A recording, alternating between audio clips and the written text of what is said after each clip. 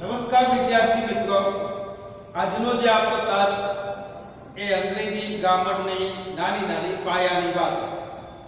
એમાં આપણે જે વાતો કરતા હતા સાદો વર્તમાનકાળ. સાદા વર્તમાનકાળમાં એટલે કે સિમ્પલ પ્રેઝન્ટ ટેન્સ ની અંદર આપણે હકાર વાક્યો અને નકાર વાક્યો આપણે છેલ્લે જોયા. હવે સાદા વર્તમાનકાળની અંદર પ્રશ્નાર્થ વાક્યો, જેને ઇંગ્લિશમાં કહેવાય interrogative sentences.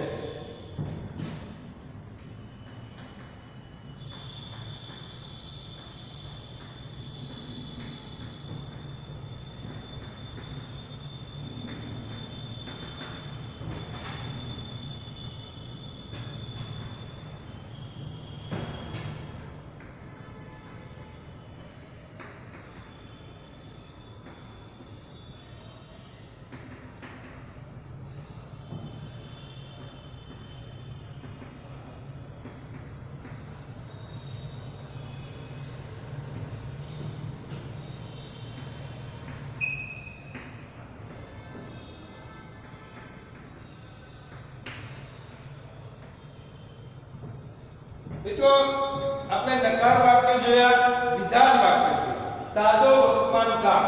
દાખલા તરીકે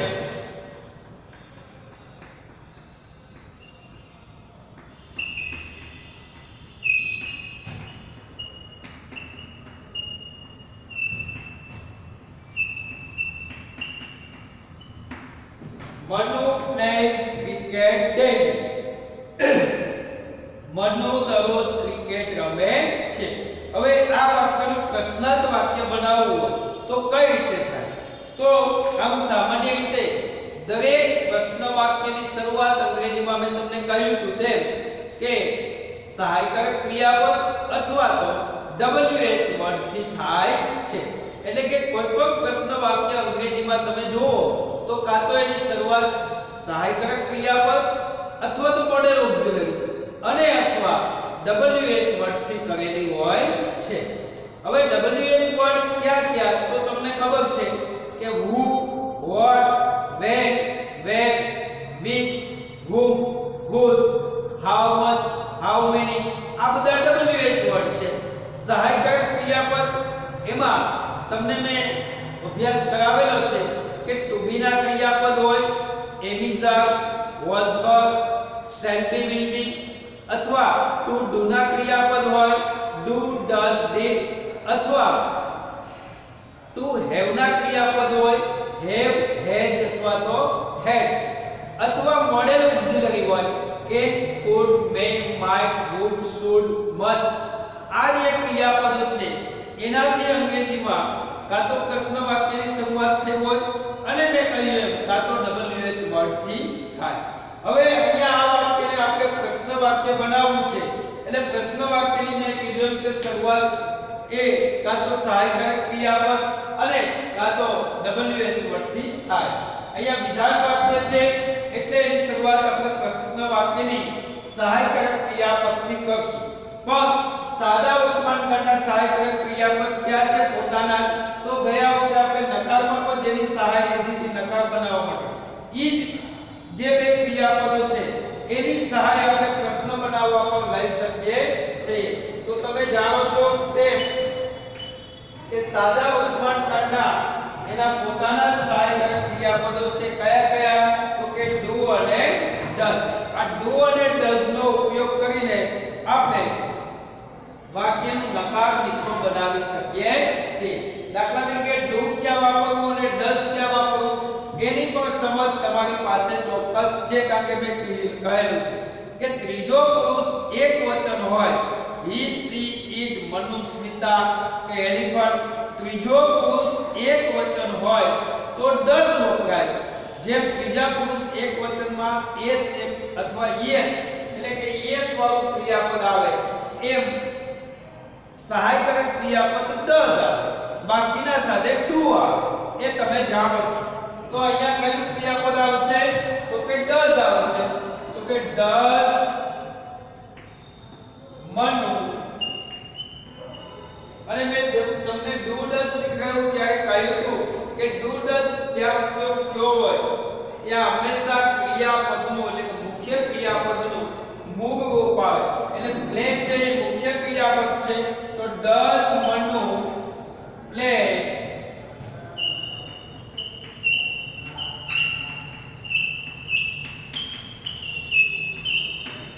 ચાલો આવી ગયો does મનુ play cricket દાખલા તરીકે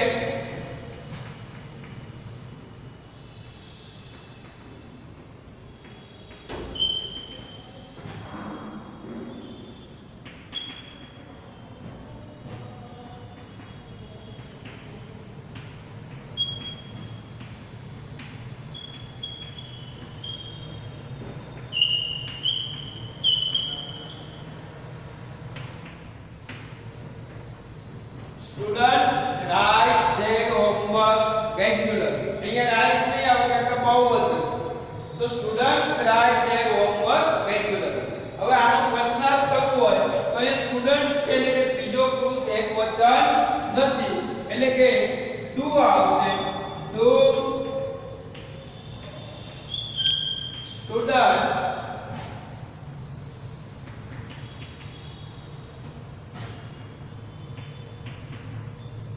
right there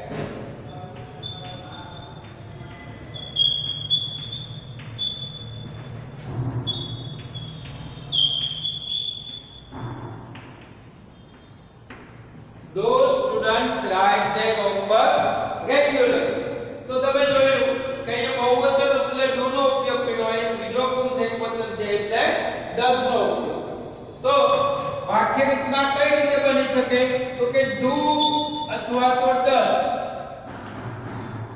પ્લસ તો કે કર્તા હંમેશા વાક્ય રચના એ વિધાન વાક્યમાં કર્તા ની ક્રિયાપદ હોય પ્રશ્નાર્થ વાક્યમાં ક્રિયાપદ અને કર્તા એટલે કે ક્રિયાપદ અને કર્તા મુખ્ય ક્રિયાપદ જે છે એનું હંમેશા મૂળ રૂપ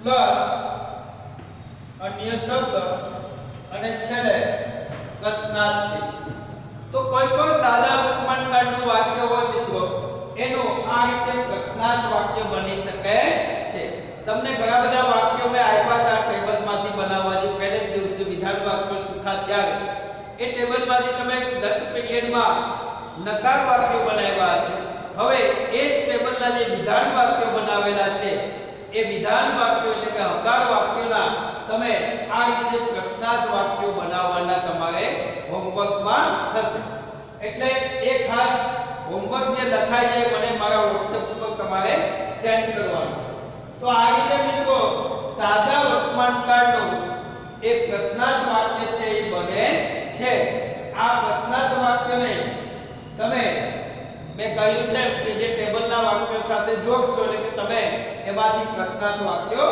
બનાવી શકશો હવે આગળ વધતા આપણે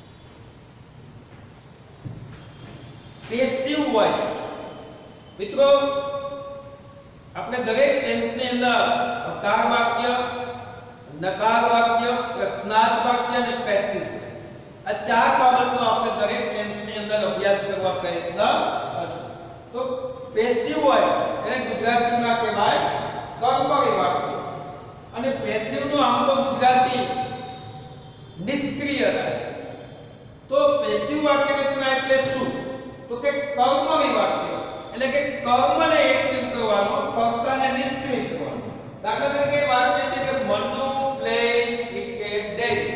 હવે અહીંયા આ છે મનુ, તમને ખબર છે કે કર્તા છે, એને ઇંગ્લિશમાં આપણે સબ્જેક્ટ કહીએ છીએ, અને ક્રિકેટ છે ઈ કર્મ છે, એને ઇંગ્લિશમાં આપણે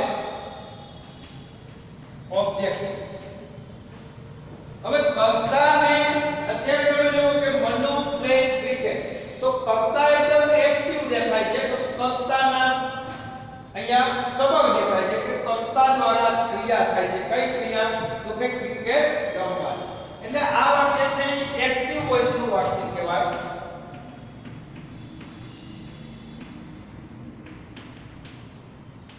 પણ આ વાક્યને આપણે પેસિવ વોઇસ માં મિત્રો કર્મણી કર્તરી વાક્ય કહેવાય. અને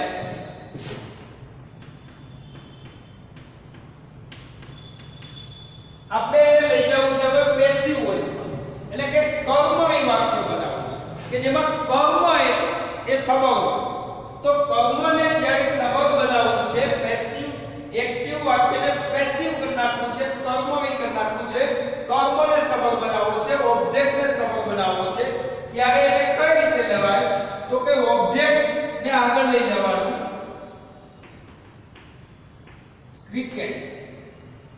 હવે વર્તમાન કાળના જે ટુ બી ના ક્રિયાપદ છે એમ, ઇઝ, આર, એમાંથી કોઈ પણનો ઉપયોગ જે લાગતું હોય એનો ઉપયોગ કરવાનો છે. તો ક્રિકેટ સાથે કોણ આવે? તો ઇઝ આવે.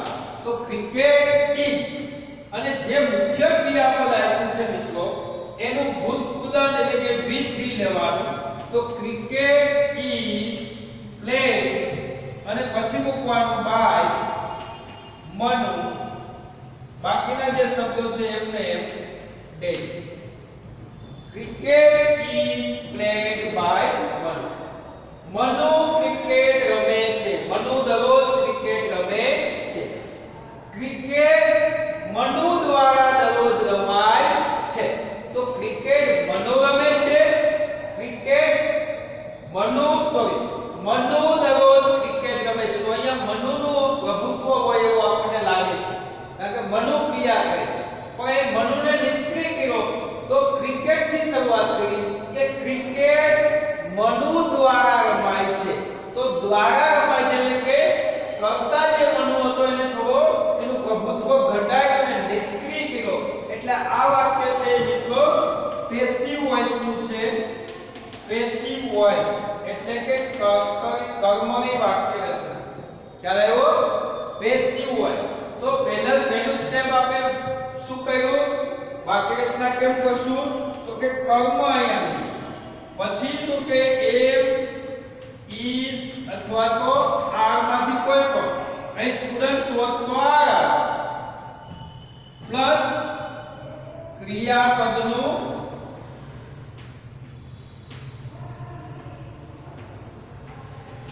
ભૂતપૂર્વ એટલે કે V3 પ્લસ બાય પ્લસ કર્તા પ્લસ અન્ય શબ્દ. ખ્યાલ આવ્યો? હવે આપણે પ્રક્રિયા શું કહીએ? પેસિવ વોઇસ કરવું હોય તો active voice to passive voice કરવા માટે શું કરવાનું? તો કે કર્તાના સ્થાને કર્મ લેવું.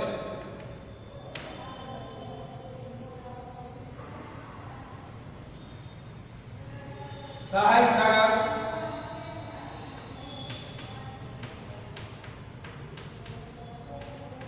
ક્રિયાપદ મૂકવું.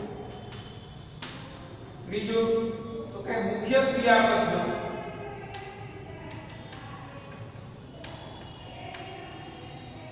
V3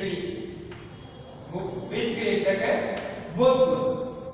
બસ પછી જે તમને વાક્ય રચનામાં બાય અને કર્તા.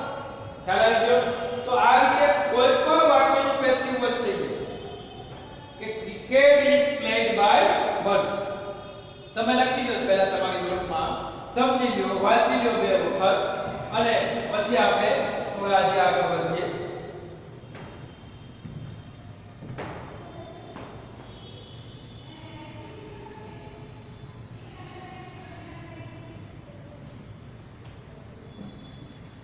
તો ફરીથી એક વખત તમને સમજાવી દઉં કે પેસિવ વોઇસ એટલે કે કર્મવી વાક્ય મનુ પ્લેસ ક્રિકેટ ડે તો અહીંયા પેસિવ કરવું છે એટલે કે કર્મને આગળ લે હવે એક વસ્તુ મિત્રો ખાસ કે સાહેબ ઘણી વખત તમને પ્રશ્ન થાય કે અમને કર્તા કોણ છે અને કર્મ કોણ છે એ ખબર ન હોય તો ક્રિયાનો કરનારી કર્તા હોય દાખલા કે હું થી પ્રશ્ન પૂછો અથવા તો કોણ થી હું અથવા તો કોણ થી પ્રશ્ન પૂછો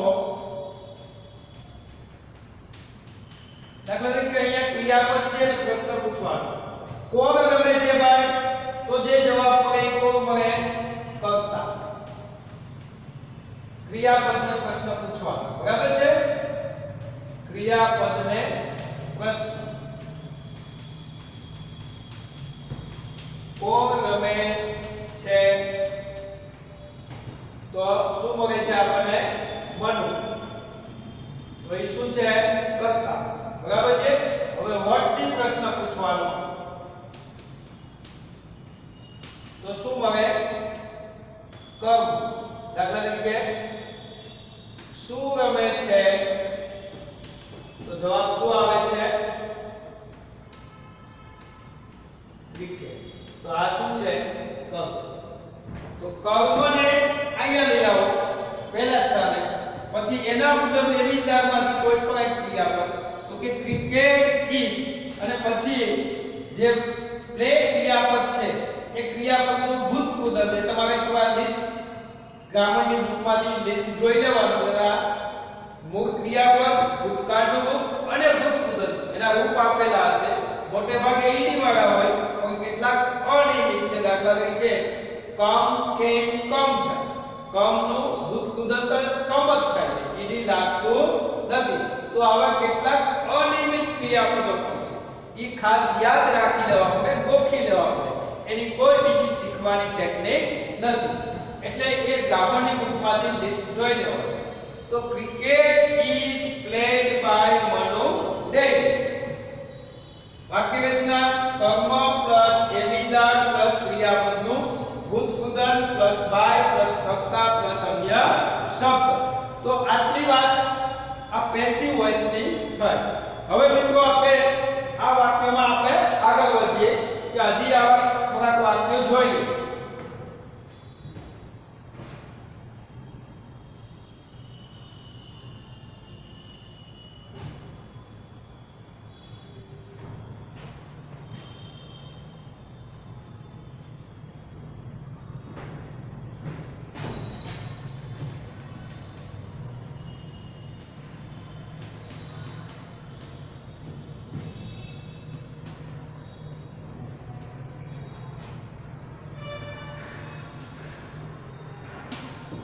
તમારી સામે વાક્ય છે કે she often sings a song હવે અહીંયા તમારે પહેલું સ્ટેપ તો કે કર્તાના સ્થાને કર્મ લે તો કર્મ કઈ રીતે શોધવું તો શું દ્વારા પ્રશ્ન ક્રિયાપદ ક્રિયાપદ એટલે શું છે sing sing એટલે ગાવું શું ગાય છે ભાઈ તો એ સોંગ તો એ સોંગ શું બન્યું આપણને કર્મ તો એક song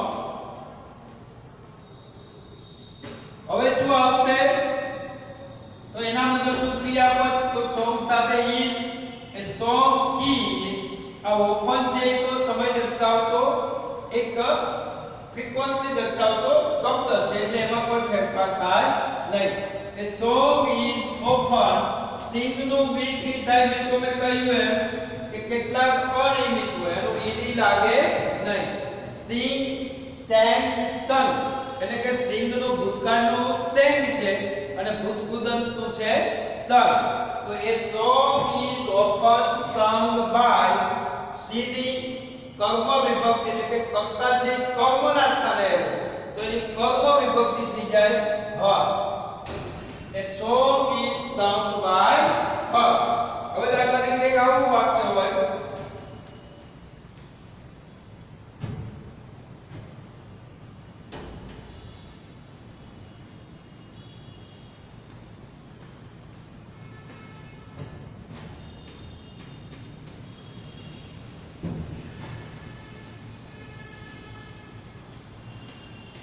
He always sells bananas.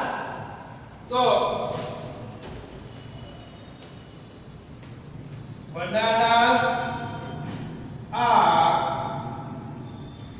always શેનું થાય ક્રિયાપદ V3 solved by એની કર્મ વિભક્તિ છે એ.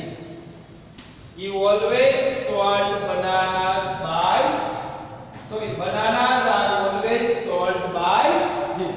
તો મિત્રો આ રીતે જે વાક્યો છે એનું પેસિવ કન્સ્ટ્રક્શન તમે કરી શકો છો કે જે એક્ટિવ હોય એમાંથી પેસિવ તરફ કઈ રીતે લઈ જવાય. તો she often sings a song no a song is often sung by her.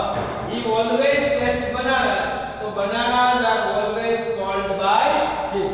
તો આ પેસિવ વાક્યો છે. પેસિવ વાક્યોની મેં તમને કહ્યું કે કર્મના કર્તાને કર્મના સ્થાને કર્મને કર્તાના સ્થાને લઈ જવાનું. સહાયક ક્રિયાપદ સાદો વર્તમાનકાળ છે એટલે એમિઝારનો ઉપયોગ જે યોગ્ય હોય તે અને ક્રિયાપદનું V3 પછી ક્રિયાપદનું V3 પછી બાય અને પછી કર્તા મૂકવામાં આવે છે. તો આ રીતે તમે પેસિવ વોઇસ જે વાક્ય તમને આપ્યા છે જે પહેલા જ દિવસે વિધાન વાક્યો હતા એના નકાર એના પ્રશ્નાર્થ એ જ વિધાનને પકડીને પાછા ચાલવાનું કે એના પેસિવ બનાવવાના છે. એટલે એક જ પ્રકારના વાક્યોમાંથી ચાર પ્રકારમાં આપણે પરિવર્તિત કરવાના છે. એટલે તમને એ વાક્યો સાદા વર્તમાનકાળના છે એકદમ યાદ રહી જાય છે. તો ફરીથી સાદો વર્તમાનકાળ છે કઈ રીતે ઉપયોગ થાય એ પણ તમે જોયું છે કે રોજિંદી ટેવરૂપ નિયમ સિદ્ધાંત વૈજ્ઞાનિક બાબતો હોય તેના દર્શાવવા માટે સાદો વર્તમાનકાળ ઉપયોગ થાય છે. એના બે સહાયક ક્રિયાપદો છે ડુ અને ડઝ. તો તમને પ્રશ્ન થાય કે એમિઝાર શું છે? તો ઈ વર્તમાન દરેક વર્તમાનકાળ છે એમાં એના સહાયક એટલે કે પેસિવ વોઇસ બનાવવો હોય ત્યારે એમિઝારનો ઉપયોગ થાય અને જ્યારે નકાર અને પ્રશ્નાર્થ બનાવવું હોય ત્યારે ડુ ડઝ નો ઉપયોગ થાય છે. તો આવી નાની નાની બાબતો એના જે ઓળખ આપતા શબ્દો ઇન્ડિકેટર્સ છે ઓલવેઝ ડેઈલી એવરીડે રેગ્યુલરલી આ જે રોજિંદી વાત બતાવતા શબ્દો છે એ એના ઓળખ આપતા છે. તો આ રીતે તમે સાદા વર્તમાનકાળનો અભ્યાસ કરી શકો છો અને યાદ રાખી શકો છો. અને જે મેં કહ્યું તેમ એ હોમવર્ક મને WhatsApp માં મોકલવાનું છે. આભાર.